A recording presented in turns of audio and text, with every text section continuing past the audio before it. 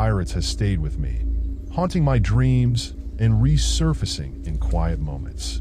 But tonight, as I sit by the flickering light of a campfire, surrounded by strangers on this secluded beach, another tale comes to mind. One that wasn't mine, but was told to me by a man I met during my travels. His name was Ethan, a seasoned sailor with eyes that seemed to hold the weight of countless storms.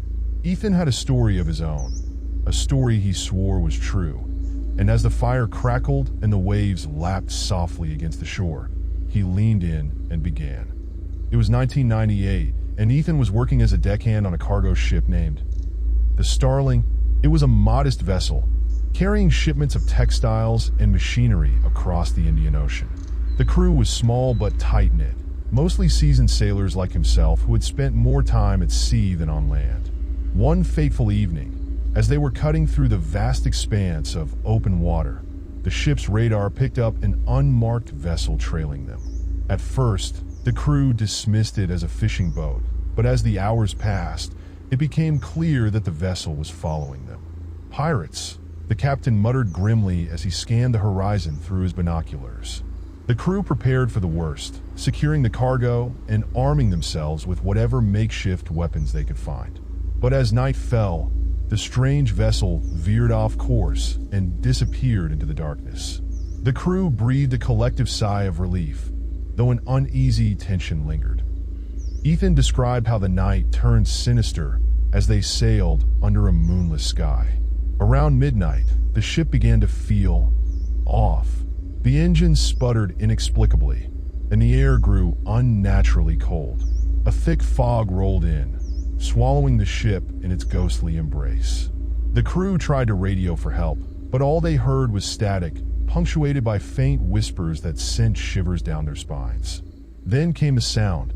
A haunting melody floated through the fog, carried by an invisible breeze. It was faint at first, almost beautiful, but there was something unsettling about it, a mournful wail that seemed to come from everywhere and nowhere at once. Ethan and the others gathered on the deck, their faces pale with fear. "It's a warning," murmured one of the older sailors, a superstitious man who clutched a rosary in his trembling hands. The melody grew louder, more insistent, and suddenly, shapes began to emerge from the fog. At first, Ethan thought they were survivors from a wreck, people clinging to pieces of driftwood.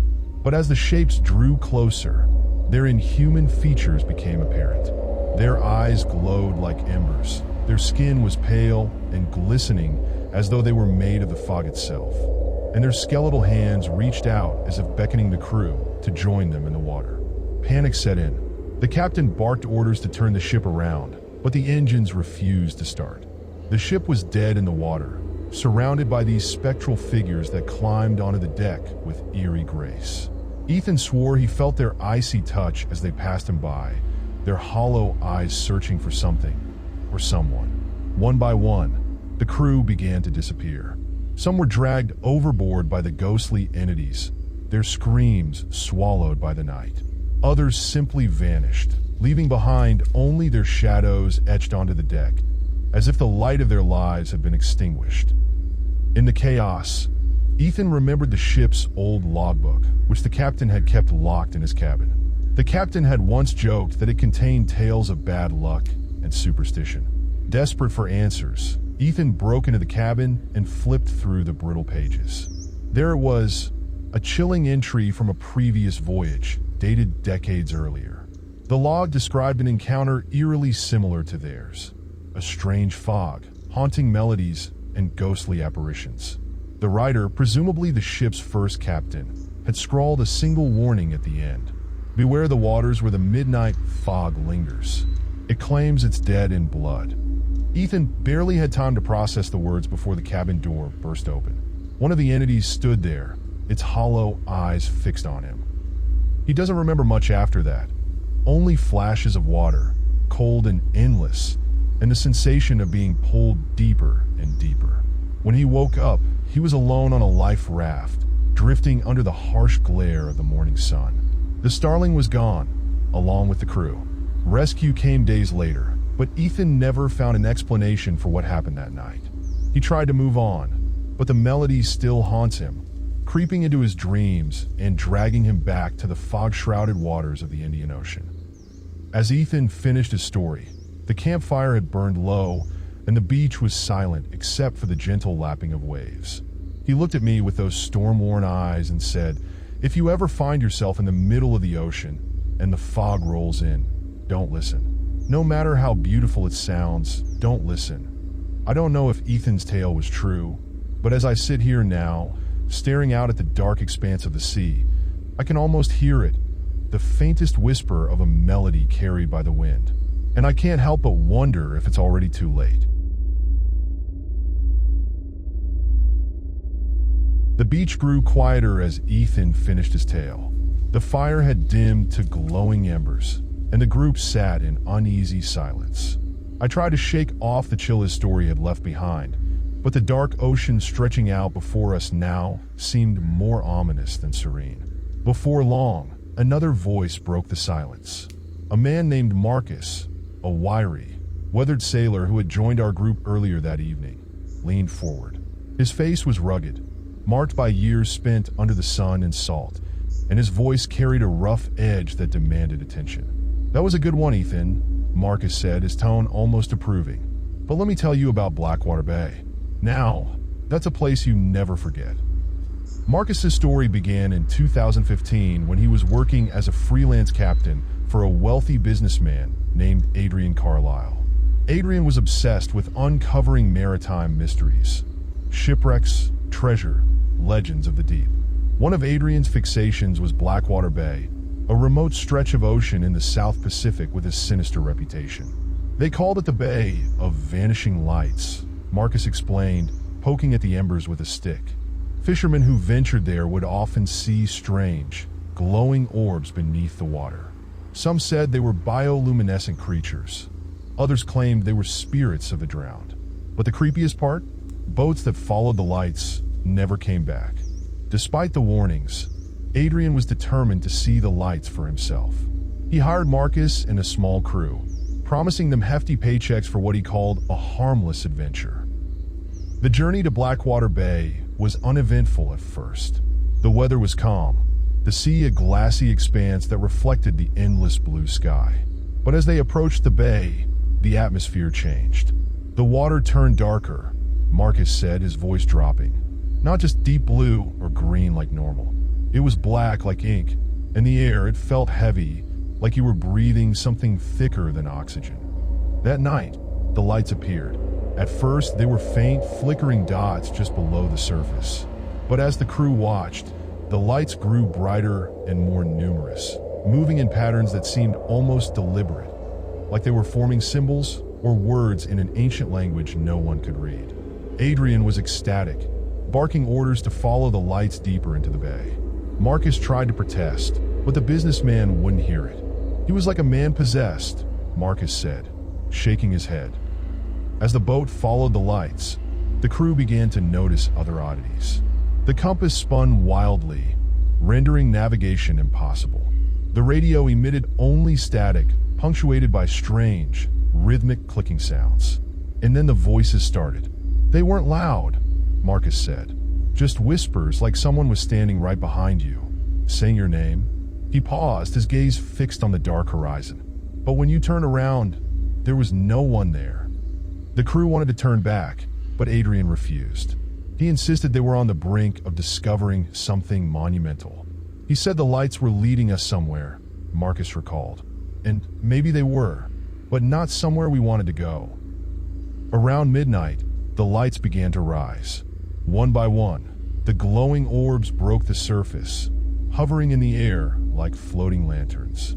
They surrounded the boat, casting an eerie, pale light that made the crew's shadows twist and writhe unnaturally. That's when they saw it. Beneath the boat, the darkness shifted. A massive shape emerged from the depths, its outline barely discernible in the black water. It was impossible to tell what it was, a creature, a structure, something else entirely, but it was not alive. We felt it more than we saw it, Marcus said, his voice barely above a whisper. A presence, ancient, malevolent. The lights pulsed, their glow intensifying until it was almost blinding. The air vibrated with a low hum that grew louder and louder until it became a deafening roar. The next thing Marcus remembered was waking up on a life raft, alone. The boat was gone, along with Adrian and the rest of the crew.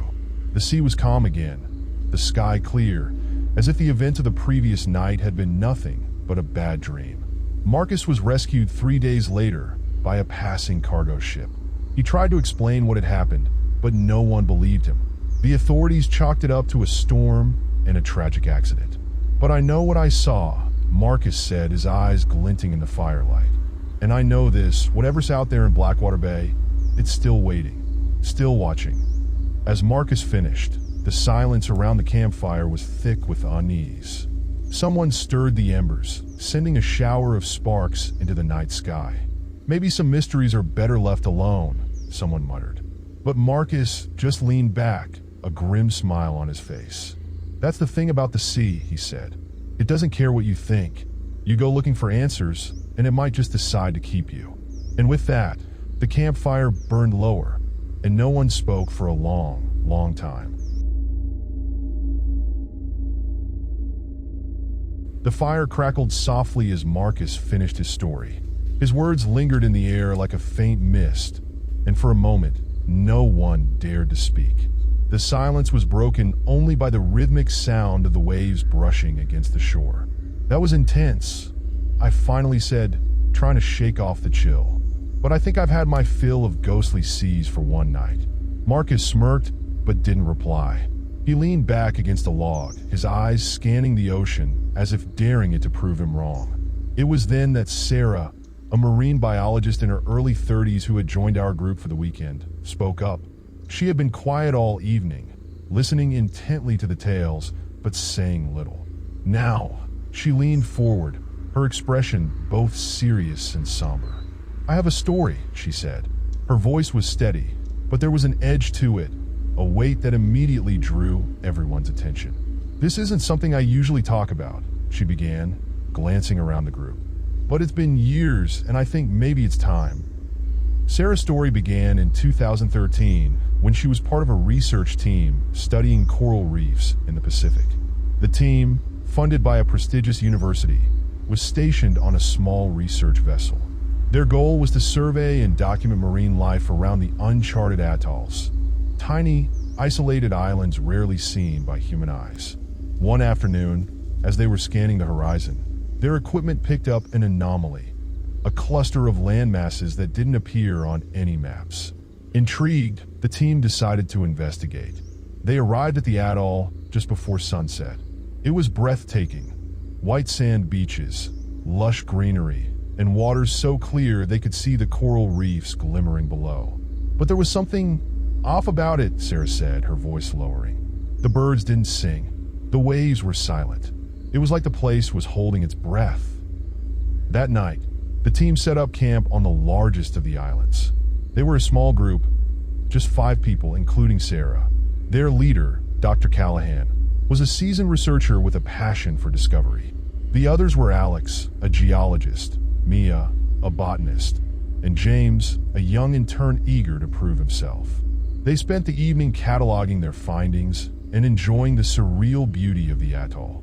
But as night fell, a strange unease settled over the group. "The stars were brighter than I'd ever seen them," Sarah said, staring into the fire as she spoke. "But the darkness between them felt alive, like it was watching us." Then came the first sign of trouble. Around midnight, Alex, who had been collecting rock samples, stumbled back into camp. His face was pale, and his hands were trembling. "I saw something," he whispered. He described a figure, a tall, shadowy shape standing at the edge of the trees. At first, he thought it was a trick of the light, but then it moved, stepping forward before vanishing into the undergrowth. The team dismissed Alex's story as nerves or fatigue, but as the night wore on, the strange occurrences multiplied. Mia swore she heard whispers coming from the jungle, faint but unmistakable. James claimed he saw lights dancing across the water, though their boat was the only vessel in sight. By dawn, no one had slept. "We should have left right then," Sarah admitted. "But we didn't. We were too curious, too stubborn to admit we were scared." The next day, they explored deeper into the island. The jungle was dense, its foliage unusually vibrant, as if the entire ecosystem thrived without human interference. But the deeper they went, the more unsettling it became. The trees twisted unnaturally, their roots clawing at the ground like skeletal fingers. The air was thick and humid, carrying a faint, metallic tang that made Sarah's skin crawl. Then they found the ruins. At the heart of the island was an ancient structure, partially overgrown but unmistakably man-made. It was a stone altar, surrounded by crude carvings depicting what looked like sea creatures. Massive, writhing forms that defied natural anatomy. Dr. Callahan was ecstatic.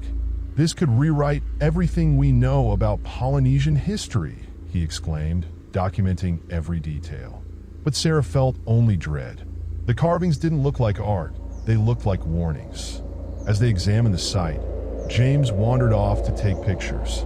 Moments later, they heard his scream. They found him near the shoreline, staring at something in the sand. It was a skeleton, half buried and bleached white by the sun. "That wasn't the strange part," Sarah said, her voice trembling slightly. "The strange part was that it was wearing modern clothing, a tattered wetsuit, to be exact." They radioed the main vessel, but the signal was weak and filled with static. The only response they received was a garbled phrase that chilled them to the bone. "Leave now." Despite the warning, Dr. Callahan insisted on staying another night. "We've come too far to turn back," he argued.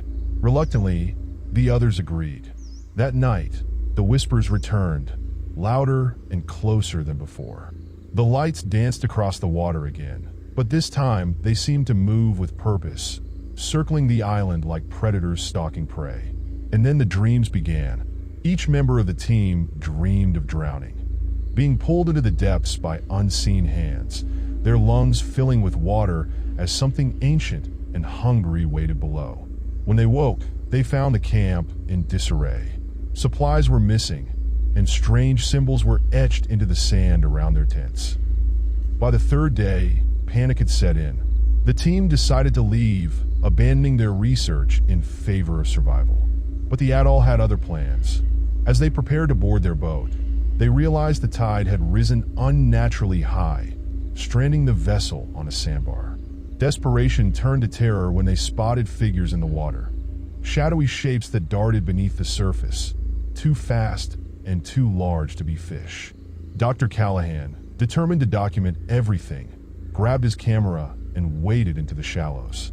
"He kept saying he needed proof," Sarah said, her voice tight with emotion. "We begged him to come back, but he wouldn't listen." The water around him began to glow, and before anyone could react, something pulled him under. The remaining 4 fled into the jungle, hoping to find higher ground or another way off the island. But the island seemed to twist and shift around them, the paths looping back on themselves as if the land itself were alive. One by one, they vanished. First, it was Alex, who ran ahead to scout and never returned. Then Mia, who stumbled into a patch of mist and disappeared without a sound. By nightfall, only Sarah and James were left. "We made it back to the ruins," Sarah said, her voice shaking. "I don't know why, but it felt safer there. Like whatever haunted the island didn't want to get too close." As the sun rose, Sarah and James spotted a helicopter in the distance, a search team sent by their main vessel. They ran to the shoreline, screaming and waving their arms. But as the helicopter approached, the lights reappeared, rising from the water and forming a barrier of glowing orbs. The pilot hesitated, circling cautiously. Sarah and James took the chance to swim to the chopper, dodging the lights as they darted toward them like living things.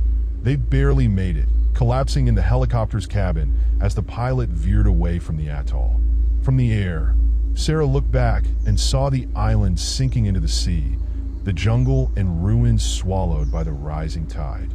"It was like it had never been there," she said, her voice heavy with finality. Sarah paused, staring into the fire. "James and I were the only survivors.